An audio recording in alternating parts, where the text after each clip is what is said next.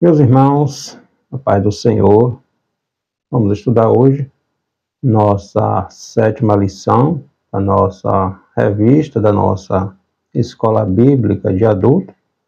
Estamos estudando a segunda epístola escrita pelo apóstolo Paulo aos irmãos de Corinto.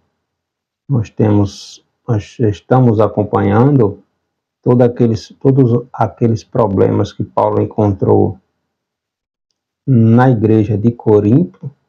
No capítulo 5 da primeira epístola, Paulo vem relatar aquele problema, vem chamar a atenção dos irmãos de Corinto para se posicionar diante daquele problema promíscuo, onde o rapaz estava tendo relacionamento com a esposa do seu pai, era de conhecimento da igreja. Entretanto, a igreja não tomava um posicionamento. Paulo vem alertar para que esse fosse tirado do meio da igreja, para que o problema fosse tratado. Nesta segunda epístola, Paulo é esperado em Corinto, mas por causa de um problema, uma situação que Paulo passou em Éfeso, não foi possível ele comparecer novamente e visitar os irmãos de Corinto. Houve um levante, uma sedição, por parte de alguns, questionando o ministério apostólico de Paulo, o testemunho de Paulo, levantando esses questionamentos. Nós estamos estudando Paulo defendendo uma apologia, defendendo a sua fé, defendendo o seu ministério.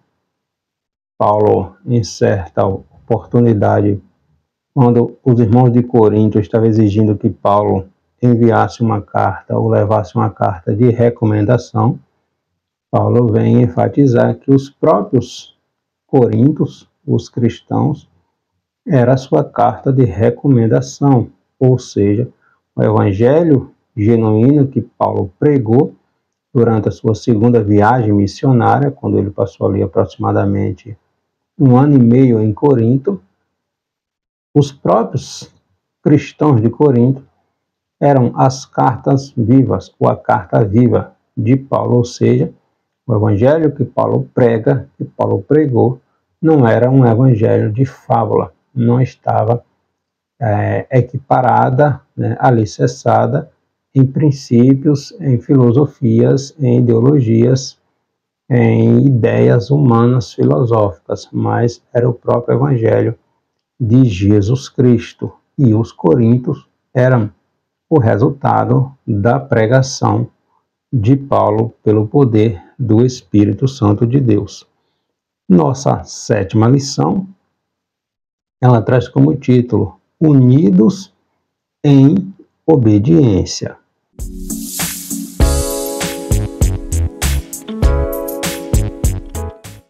Os objetivos desta nossa lição, os tópicos que estaremos pontuando, praticar a obediência aos bons líderes, é uma recomendação, discernir entre os verdadeiros e falsos ensinos, nós estudamos isso na nossas lições anteriores, e acolher os que se arrependem e voltam ao convívio da igreja. Havendo arrependimento, se confessa, se deixa e volta em comunhão ao rol de membro da igreja. O que não pode é o pecado permanecer dentro da igreja, a liderança ter ciência, ter conhecimento de tal situação e fazer vista grossa para o problema. O pecado elimina a santidade da igreja. Então, é necessário que situações como estas sejam tratadas, sejam resolvidas, para que essas pessoas também sejam tratadas, pois A palavra de Deus nos ensina que precisamos nos santificar, tá? Se quisermos morar no céu, conhecer a Deus, Deus é um Deus santo. Logo, o seu povo, não é que não erramos, todos os dias erramos. São as misericórdias de Deus que está sobre nós. Mas o pecado não pode ser uma prática, não pode ser um costume da igreja, tá? Não é como o mundo vive. A igreja, ela é santa, ainda que na nossa caminhada passemos por percalços, mas isso tem que ser um acidente, não um costume, tá? O nosso texto áureo está no segundo, em capítulo 7, versículo 10, aqui de 2 Coríntios. Porque a tristeza, segundo Deus, produz arrependimento para a salvação, que a ninguém traz pesar, mas a tristeza do mundo produz morte. Nossa verdade prática nos diz que cristãos devem praticar o amor e o perdão recíproco para que vivam em santidade. Nossa leitura bíblica está aqui no capítulo 7, versículos do 1º ao 12º, aqui de 2 Coríntios. Está nos dizendo assim: ora, amados, pois que temos tais promessas, purifiquemo-nos de toda a imundícia da carne e do Espírito, aperfeiçoando a santidade, a santificação no temor de Deus. Recebei-nos em vossos corações, a ninguém agravamos, a ninguém corrompemos, de ninguém buscamos o nosso proveito. Não digo isto para a vossa condenação, pois já antes tinha dito que estáis em nossos corações, para juntamente morrer e viver. Grande a ousadia da minha fala para convosco, e grande a minha glória a respeito de vós. Estou cheio de consolação, transbordo de gozo, alegria, em todas as nossas tribulações, porque mesmo quando chegamos à Macedônia, a nossa carne não teve repouso algum, antes em tudo fomos atribulados, por fora combates, temores por dentro. Mas Deus, que consola os abatidos, nos consolou com a vinda de Tito, e não somente com a sua vinda, mas também pela consolação com que fui consolado por vós, contando-nos as vossas saudades, o vosso choro, o vosso zelo por mim, de maneira que muito me regozijei. Porquanto, ainda que vos contristei com a minha carta, não me arrependo, embora já me tivesse arrependido, por ver que aquela carta vos contristou, ainda que por pouco tempo. Agora fogo, não porque fostes contristados, mas porque fostes contristados para o arrependimento, pois fostes contristados segundo Deus, de maneira que, por nós, não padeceste dano em coisa alguma, porque a tristeza, segundo Deus, opera arrependimento para a salvação, da qual ninguém se arrepende, mas a tristeza do mundo opera a morte. Porque quanto cuidado não produziu isto mesmo em vós que, segundo Deus, fostes contristados, que apologia, que indignação, que temor, que saudades, que zelo, que vingança. Em tudo mostrastes estar puros neste negócio. Portanto, ainda que vos escrevi, não foi por causa do que fez o agravo, nem por causa do que sofreu o agravo, mas para que o vosso grande cuidado por nós fosse manifesto diante de Deus.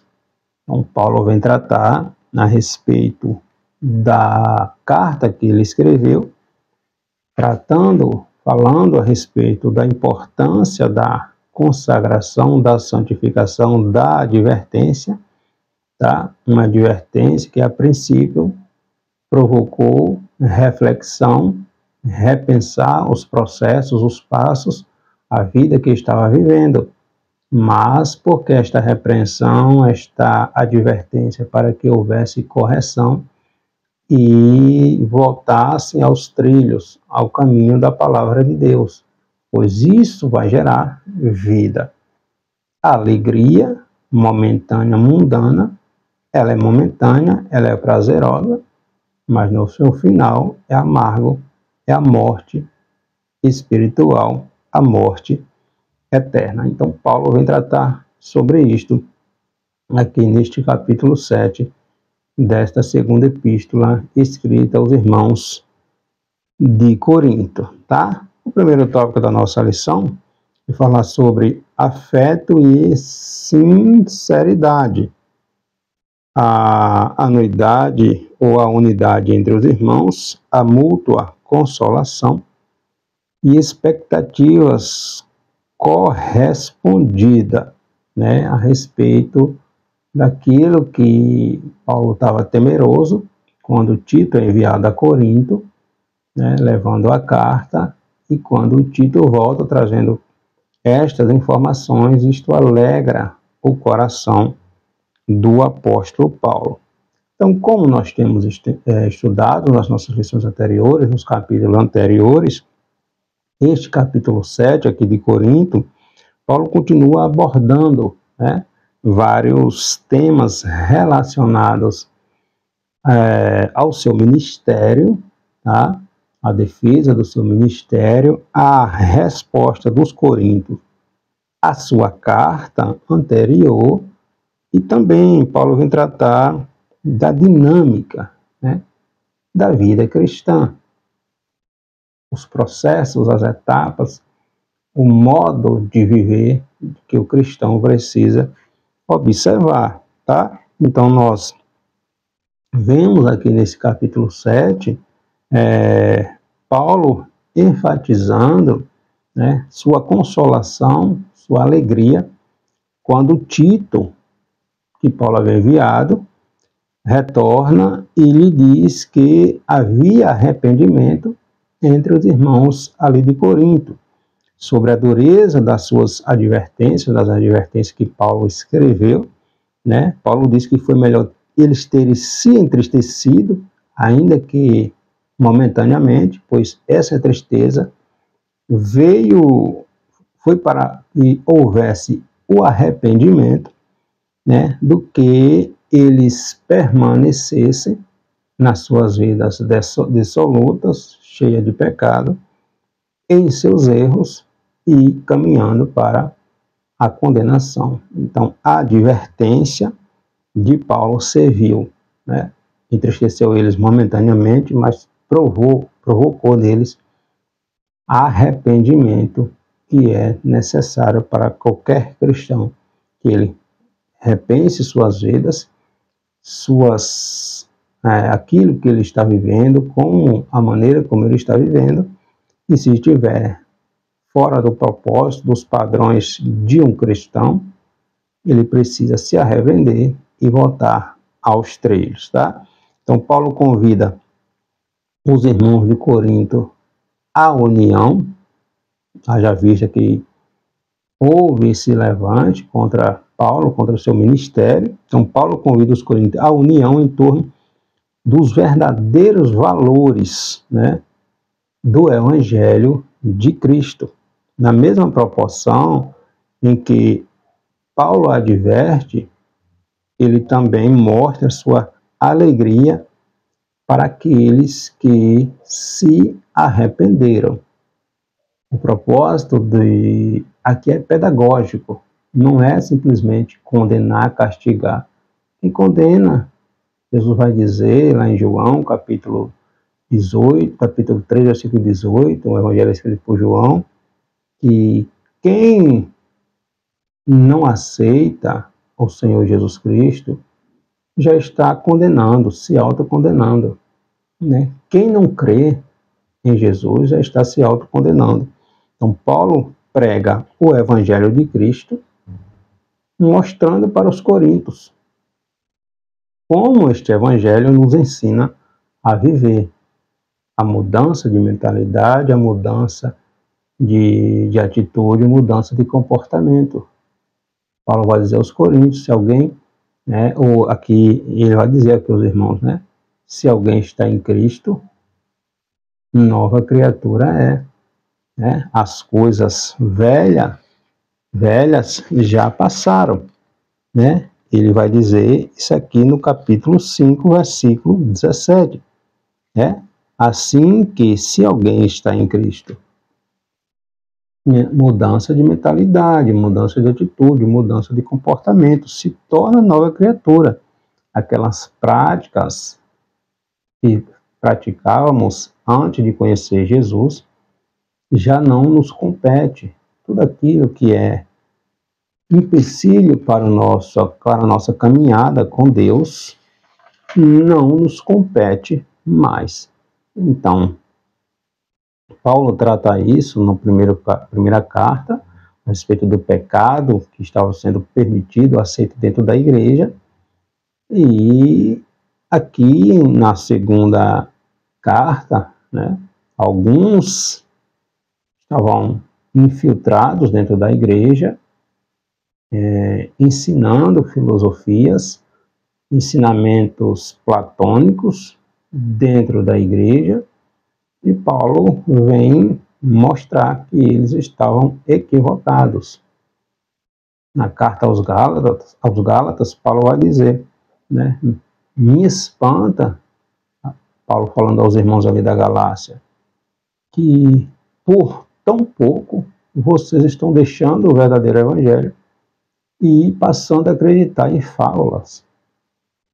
Aí Paulo vai ser categórico, ainda que um anjo venha e prega a vocês um outro evangelho que seja anátema, que seja amaldiçoado.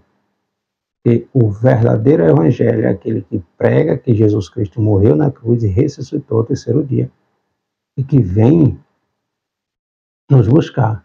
Não existe salvação fora de Jesus Cristo. Então, no capítulo 7, versículo 1, né, Paulo diz: purifiquemo-nos de toda impureza, tanto da carne como do espírito, aperfeiçoando a nossa santidade no temor de Deus, né? Então, os desvios doutrinários resultaram no que Paulo chama de impureza da carne e do espírito. Aqueles que estavam infiltrados, atraindo as pessoas a si, aos seus ensinamentos, e não ao Evangelho de Cristo, Paulo é categórico, né? Então, interpretações convincentes, permissivas, distorcidas, heréticas, ensinam que todos poderiam praticar suas vidas, seus pecados, né, sob a alegação de que Jesus é amor. Era isso que esses seguidores das filosofias platônicas estavam influenciando a igreja de Corinto, né? Deus é amor. O espírito, aquilo que se pratica no corpo, não vai interferir no espírito, no destino da alma, né? A alma é pura, o corpo é impuro, uma vez salvo, sempre salvo, e não é bem dessa maneira.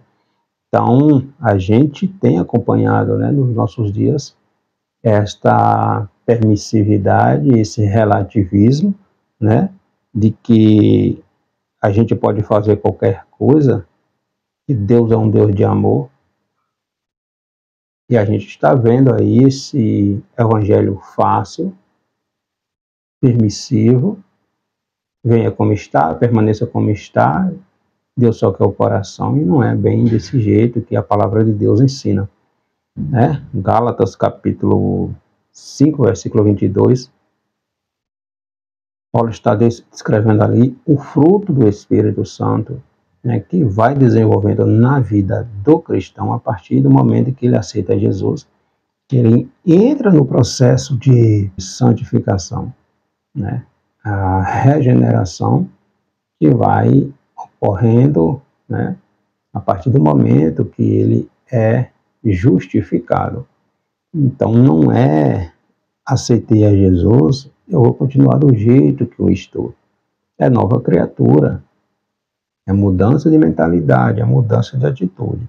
Então, estes que estavam infiltrados na igreja estavam distorcendo, influenciando negativamente e colocando o ministério de Paulo em dúvida, né? Lançando essas sutilezas dentro da igreja de Corinto, né? E minando, de certa forma, a autoridade de Paulo junto aos irmãos ali de Corinto. Então, Paulo vai dizer que Jesus morreu em obediência ao Pai, né?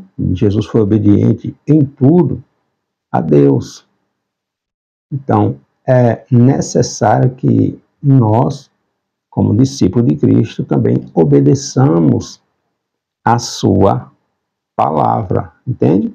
Então, a obediência é o caminho para a transformação dos que não orientam suas vidas mais conforme o mundo. Se alguém está em Cristo, nova criatura é. Romanos capítulo 12 está nos ensinando, né, que não mais nos adequemos a aquilo que o mundo defende, né? Então a gente tem uma mudança, né? Apresentarmos as nossas vidas, nossos corpos em sacrifícios vivos a Deus. Não é simplesmente a alma, é teleios, é a completude, né? É corpo, alma e espírito, entende? Então Paulo pede que os irmãos voltem aos seus ensinamentos, ou seja, aquilo que Paulo estava ensinando, que Paulo passou 1 ano e meio ensinando naquela igreja. No versículo 3 do capítulo 7, não falo para vos condenar, porque já vos tenho dito que estáis em nosso coração para juntos morrermos e vivermos. Então, o apóstolo Paulo sabia que alguns no meio da igreja alimentavam intrigas contra Paulo, mas Paulo faz questão de dizer que sua intenção não é condenar ninguém. Suas advertências, suas exortações, seus ensinamentos têm o propósito de reunir os coríntios de volta ao caminho correto, trazer de volta, pois eles estavam se desviando do verdadeiro evangelho, entende? Que sua intenção não era excluir ninguém, mas tratar o problema, né, como foi tratado, e trazer as pessoas de volta aos trilhos, ao verdadeiro propósito que é o Evangelho de Cristo. Ele vai dizer no capítulo 3, mas juntos morreremos e vivemos. Ou seja, o apóstolo está falando de santificação, de seus muitos esforços e tribulações que Paulo passou, né, estava passando, aflições, perigos, suportados para subjugar a si mesmo à vontade de Deus. Paulo vai dizer em outra oportunidade, sejam meus imitadores, assim como eu sou imitador de Cristo. Então, não é viver de qualquer maneira. O mundo anuncia isso abertamente. Abertamente, que a Bíblia está ultrapassada. Ela não está adequada à nossa realidade, à nossa cultura. Mas a gente tem que entender que a Bíblia não foi feita, né? E o homem não foi feito, né, para que a Bíblia se adeque a ele. É o homem que tem que se adequar a Deus e a sua palavra. Então a gente sabe que toda essa ação de querer se querer viver fora dos princípios bíblicos tem uma origem, né? Que é querer ser independente de Deus, que é rejeitar a palavra de Deus, que a gente sabe muito bem de onde vem. Então, todo aquele que tem a mente cauterizada se rebela contra a palavra de Deus.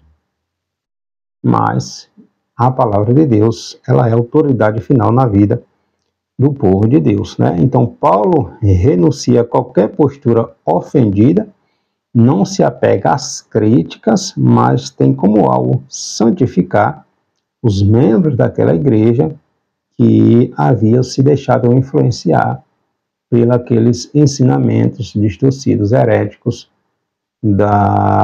de alguns que estavam trazendo ensinamentos filosóficos, outros trazendo o judaísmo para dentro da igreja, e Paulo vem mostrar o que é ser livre. Ser livre não é viver de qualquer maneira, né? A palavra de Deus, ela precisa ser observada. Então, Paulo afirma: muito grande é a minha franqueza para convosco e muito me alegro por vossa causa. No versículo 7, né? Sinto-me grandemente confortado e transbordante de júbilo em toda a nossa tribulação, apesar das tribulações. Então, a partir do versículo 4 aqui, do capítulo 7, em diante, Paulo vai declarar francamente toda a sua consolação por causa daqueles que estavam se arrependendo, né, e voltando ao verdadeiro evangelho de Cristo. Nos versículos 5 ao 7, referindo-nos à vossa saudade, o vosso pranto, o vosso zelo por mim, aumentando assim meu regozijo, a minha alegria, no versículo 7, né? Então, expressa a sua alegria por causa das notícias trazidas por Tito. Tito foi enviado, enquanto Paulo estava na Macedônia, Tito foi enviado a Corinto com a carta, né, a segunda carta, e Paulo ficou preocupado, né, com o que poderia acontecer com Tito. Paulo estava preocupado com a situação ali de Corinto, com essas levantes contra Paulo, contra o seu ministério, contra aqueles que estavam com Paulo. Tito é enviado, mas Paulo ficou preocupado, intercedendo. Tá? Então, quando Tito volta com essa notícia de que os irmãos estavam voltando, né, sentindo saudades de Paulo, voltando novamente aos ensinamentos que Paulo tinha lhe instruídos, isso alegrou o coração do profeta, né, do apóstolo Paulo. Então, Paulo mostra a gravidade dos erros, mas mostra que sua intenção não é condenar, né? Depois ele confessa um profundo desejo de reconciliação, comprovado pelos esforços que ele tem feito em favor da igreja de Corinto. Paulo tinha uma preocupação muito grande com esses irmãos de Corinto, apesar de não ter causado a ela nenhum problema. Pelo contrário, era Paulo que estava sendo acusado por algo que ele não fez, né? E por fim, Paulo mostra seu regozijo, sua alegria em ouvir os relatos, né, que Tito levou, referindo-nos a nós, vai dizer, referindo-nos à vossa saudade, o vosso pranto e o vosso zelo por mim, aumentando assim meu regozijo, minha alegria. Então, quando Tito traz a resposta, Paulo muito se alegrou, porque os irmãos estavam sentindo saudade de Paulo, né? Chorou, né, quando teve notícia de tudo aquilo que Paulo estava passando, né, das acusações que se levantaram contra Paulo. Mesmo assim, Paulo continuou com seu propósito de orar, de interceder, né, de gemer pelos seus filhos na fé que Jesus tinha lhe dado ali na igreja de Corinto. Tá? Então, Corinto era uma cidade grande, né, cosmopolita, politeísta, ficava ali o templo da deusa Afrodite. Então, uma cidade muito onde a questão da idolatria era muito grande, e Paulo tinha esse cuidado. É uma igreja que Jesus abençoou com os dons espirituais, só que, como nós vemos na primeira carta, o pecado era muito, né, tratado superficialmente ali na igreja pela liderança local, né? O pecado estava dentro da igreja. Quando Paulo tem conhecimento disso, Paulo age energicamente para sanar este problema dentro da igreja. O segundo tópico da nossa lição, tratando sobre tristeza segundo Deus, a boa disciplina, tristeza que produz vida ou morte, a tristeza que produz também salvação. Então o apóstolo Paulo fala da alegria de saber, através de Tito, seu fiel companheiro, que alguns manifestaram arrependimento e saudade, mas ao mesmo tempo Paulo retoma o conselho em favor da disciplina necessária quando se trata de coibir o pecado. Antes, tristeza da repreensão do que da condenação. Então, é melhor repreender, te provocar tristeza, mas que vai te gerar arrependimento para o teu próprio bem, do que permitir que tu viva a tua vida de qualquer maneira, achando que está tudo bem, quando na verdade tu está se enganando. E o fim é uma vida sem Deus. Então, no versículo 8 aqui do capítulo 7, portanto, ainda que vos tenham contristado com a carta, ainda que vocês tenham ficado tristes, não me arrependo por isso, embora já me tenha arrependido. Ou seja, Paulo não queria que os irmãos se entristecessem, mas se fosse necessário para que houvesse arrependimento verdadeiro, genuíno, Paulo faria, sem problema nenhum, como fez. Depois de um momento de confessada alegria pela notícia dos irmãos de Corinto, havia percebido o seu engano e manifestado saudades de Paulo, Paulo faz alguns esclarecimentos, ao dizer que não se arrepende de ter sido duro em cartas anteriores, né, das coisas que ele vai chamar aqui, algumas coisas que ele chama a atenção, né? Primeiro, sua firmeza, quando ele afirma a verdadeira doutrina e a reivindicação da autoridade apostólica, já vista que a autoridade apostólica dele estava sendo questionada, né? E ao dizer que não se arrepende do tom severo, ele está sintetizando, ou seja, é mais proveitoso que vocês fiquem tristes com a minha correção do que eu ficar triste pelo pecado de vocês. Então é melhor que vocês se entristeçam com a minha advertência, mas essa tristeza é que vai provocar arrependimento em vocês, do que eu não corrigir vocês e ficar triste porque eu sei qual o destino que vocês estão caminhando. Entende? Então é isso que Paulo está falando aqui, pois a correção gera tristeza para o arrependimento e não para a condenação. Paulo também diz que sentiu arrependimento por tê-los causado tristeza, né?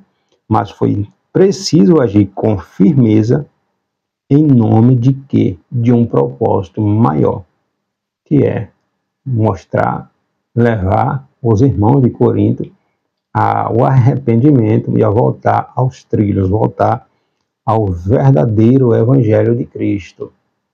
A gente sabe que ao longo da história da igreja primitiva, as distorções, né, as heresias estavam sempre presentes. Então os apóstolos, eles eram enérgicos no sentido de coibir, de tratar, né, de acabar com essas distorções. Quando o apóstolo João escreve o Evangelho e as epístolas, já lá nos anos 85 em diante, né, a questão do gnosticismo estava muito presente ali, sendo infiltrando na igreja e negando a deidade de Jesus, a divindade de Cristo. Então João já escreve o Evangelho, o primeiro capítulo, dizendo, o versículo, no princípio era o Verbo estava com Deus, o Verbo era Deus. Ou seja, João já começa dizendo, tratando da deidade e da divindade de Jesus. Entende? As epístolas, a mesma coisa. Então, várias heresias, várias distorções, sutis, na verdade, mas minando a autoridade de Cristo, né, a divindade de Cristo, o Evangelho de Cristo. De certa forma, ensinando que há outros meios pela qual se possa ser salvo. E de forma bem sutil. Se os discípulos, os apóstolos não estivessem ligados, né, a igreja seria, a fé dos irmãos seria minada. Paulo vai dizer a Timóteo, pregue a sã doutrina. Prega, ensina, né? Não se deixa se influenciar por fábulas. Prega a sã doutrina, né? No versículo 9, agora me alegro, não porque fostes contristados, mas porque fostes contristados para o arrependimento. Pois fostes contristados, ficaram tristes segundo Deus, para que, de nossa parte, nenhum dano vocês sofram. Ainda com o propósito de consolar os coríntios, Paulo fala das causas da tristeza, né? Que admitimos a correção e percebamos que nos desviamos do padrão de santidade. E a consequência disso é que haja arrependimento. Então, quando se desvia, se confessa, se arrepende e deixa. Aí se alcança a misericórdia, aí se alcança o perdão, pois o amor de Jesus nos constrange. O Paulo vai dizer aqui no capítulo 5, versículo 14, o amor de Jesus nos constrange a ponto de nos entristecermos quando não renunciamos a nós mesmos por amor a Ele. Então, o amor de Cristo nos impulsiona a viver uma vida de santidade, né? Então, vale muito a tristeza segundo o padrão da santidade de Jesus. Por quê? Porque a tristeza, ela vai provocar em nós arrependimento.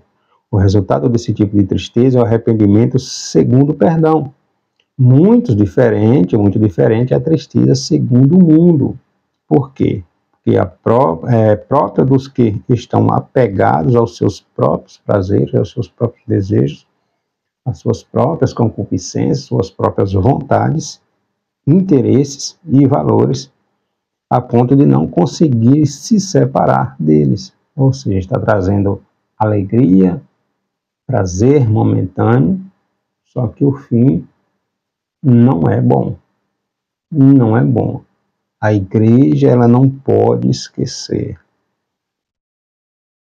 Jesus não disse o dia que ele vem nos buscar. Pode ser hoje, pode ser amanhã. A igreja pode ser arrebatada, ou Jesus pode vir buscar eu ou você, individualmente. Quantos deitam e não acordam? A gente tem que ter essa ciência, essa consciência, irmãos. Essa consciência. Não sabemos o dia nem a hora, mas Jesus disse que vai acontecer. Então, eu conheço, tu conhece, nós estamos estudando. Vamos observar. A tristeza segundo o mundo vai levar as pessoas a viver de sua maneira. Não tem nada a ver, deixa de cafonice, os tempos são outros, a Bíblia está errada, a Bíblia está ultrapassada.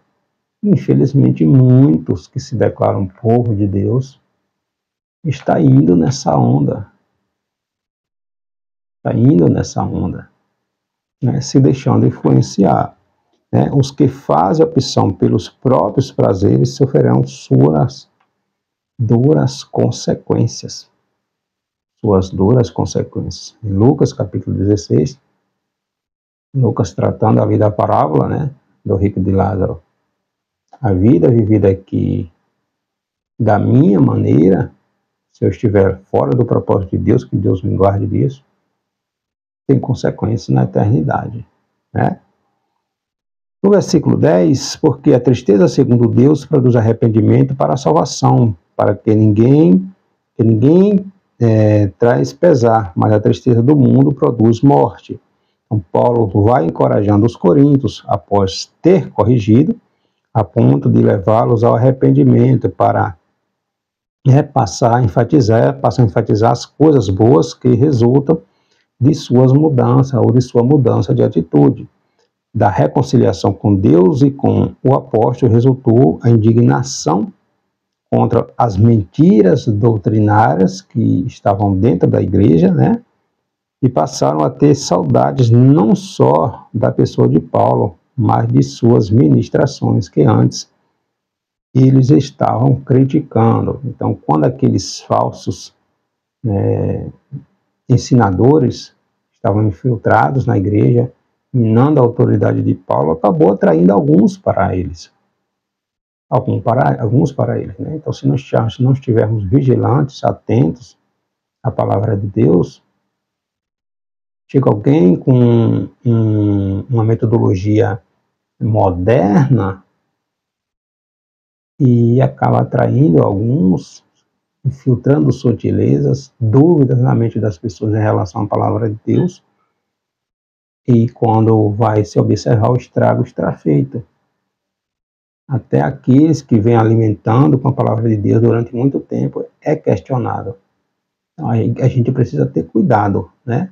Cristão que não estuda a Bíblia, não lê a Bíblia, quando chegam essas modernidades, se não tiver cuidado, você é influenciado, nós somos influenciados. Aí Paulo vai dizer, me admira que vocês estão passando do Evangelho tão facilmente para acreditar em outras coisas.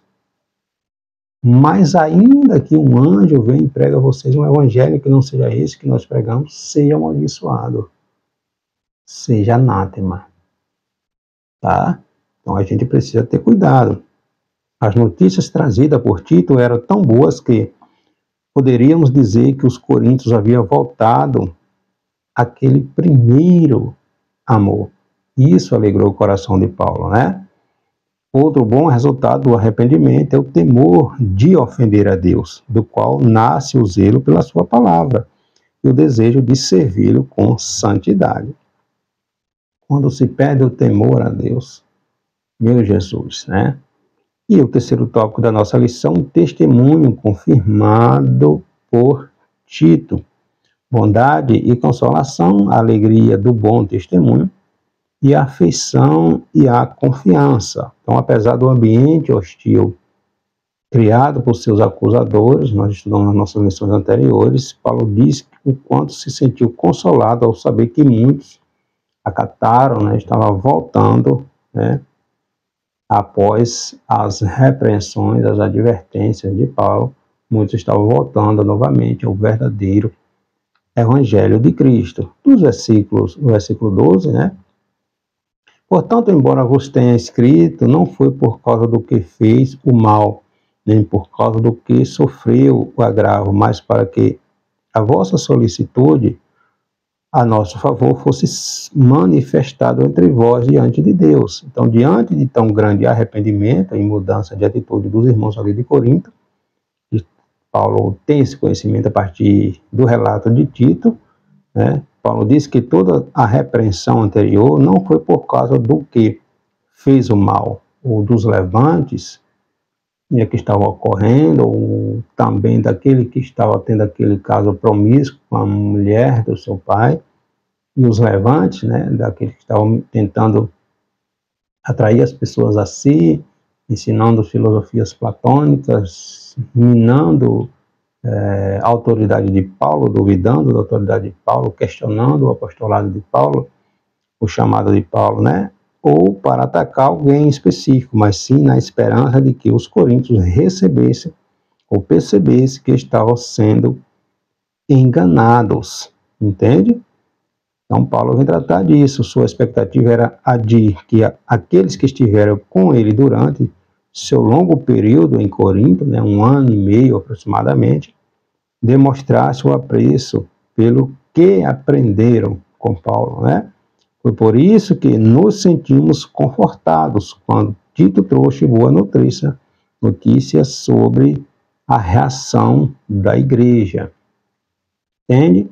Então, o retorno de Tito foi um consolo para Paulo, está aqui no versículo 6 do capítulo 7, né? Pois Tito contou como foi bem tratado em Corinto e como as repreensões que Paulo levou, ensinou ali, verteu ali sobre os coríntios e como essas repreensões foram bem aceitas por parte da igreja. Então, eles perceberam que estavam tomando uma direção errada, se arrependeram e voltaram aos trilhos, a partir da carta, do ensinamento, da advertência que Paulo deu, né? Paulo ensinou, Paulo direcionou a eles. Vocês estão tomando um caminho errado. Vocês estão equivocados. O evangelho que eu preguei é esse aqui. O evangelho de Cristo é esse aqui, né? E no versículo 14, porque se alguma coisa me gloriei de vós para com ele, não fiquem envergonhados. Então, Paulo continua mencionando sua alegria diante da nova atitude, né, dos irmãos ali de Corinto. Se considerarmos o que Paulo já havia sofrido em Éfeso, né, lembrando que Paulo não foi a Corinto como tinha combinado, justamente por causa de uma situação tão grande, tão terrível que ele passou em Éfeso, que ele diz que quase morre, né, se desesperou da vida, suas lutas por fora, seus temores por dentro, né, suas muitas tribulações, poderemos entender o quanto ele temia que algo de ruim acontecesse a Tito também, durante esta viagem que Tito foi até Corinto, né? Então existia essa preocupação com Paulo também. Então a apreensão acerca do que poderia ter acontecido entre Corinto e Tito, entre os irmãos de Corinto e Tito, era muito grande. Então Paulo estava com essa preocupação. Mas as boas notícias chegadas de Corinto mostraram que ele estava certo quanto às expectativas de que Tito seria seus irmãos, apesar da preocupação. Paulo, pelo tempo que ele passou em Corinto, né, ele tinha essa esperança de que nada de mal os irmãos de Corinto fossem fazer para com Tito, né? E no versículo 16, alegro-me porque em tudo posso confiar em vós. Então, para concluir aqui, é importante a gente lembrar que, como Paulo declara seu amor pela igreja e, ao mesmo tempo, ele adverte também aqueles que estão no erro. É porque eu amo, eu vou passar a mão na cabeça do erro. Né? Não é porque Deus é amor que Deus não vai corrigir. Salmo está falando, Apocalipse está falando. Deus corrige aqueles que ele ama, né?